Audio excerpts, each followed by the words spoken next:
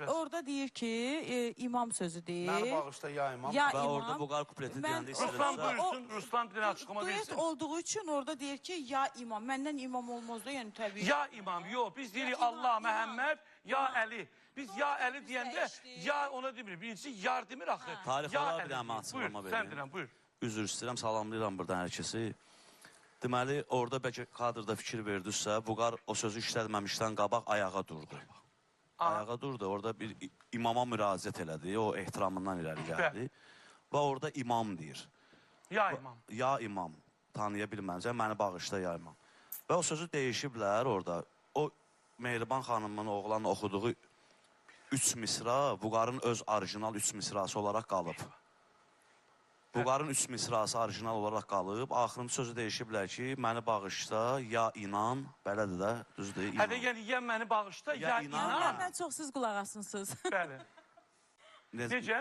Məndən çox siz qulaq asmısınız. Qulaq asmamışam, Əzbərləmişsiniz. əzbərləməmişəm. Qarşıma çıxıb, görmüşəm, orada düz eləməyiblər. Mən də etirazımı bildirmişəm. Düz eləmişsən. Birinci növbədə Vüqarın qardaşı olaraq, Vüqar gün dünyada yoxdursa biz varıq, qardaşları var. Mən qardaşından həqiqətən icazə almışdım. Yox, qardaşından icazə verə bilməz. Yox, qardaşından icazə nə mənada? Deyil. Bir dənə Bunlar üzr söz istəyirəm. sözlər. Vüqarın qardaşı başqa sayən adam. Olar mən bir dənə ətraflı izah verir, xanım. Varidarı o deyil. Xanım. Yox, varidat demirəm. Söz xiridarı bu insanlardır. Onlar etirazı, qardaşı başqa işin peşəsidir. Üzr istəyirəm. Mən demirəm, düz eləmişəm. Mən ora etirazımı yazmamışdan qabaq, mən rəhmət eləsin, qəni. ölənlər bizə rəhmət. Mən, hər kəs də məni tanıyır, mən hansı düşüncənin yiyəsiyəm.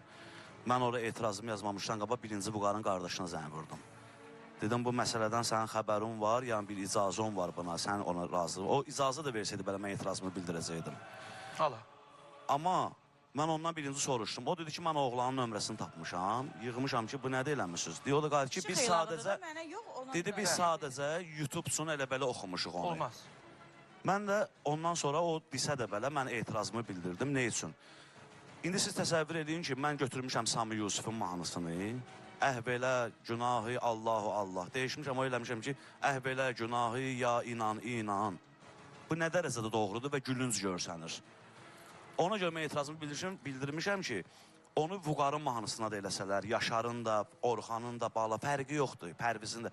Mən ona etirazımı bildirəcəm. Meyxanadır yəni. Mən bilsəydim birinci onda gəlib sizdən icazə alardım. Yox, mənim icazə almaq lazımdır.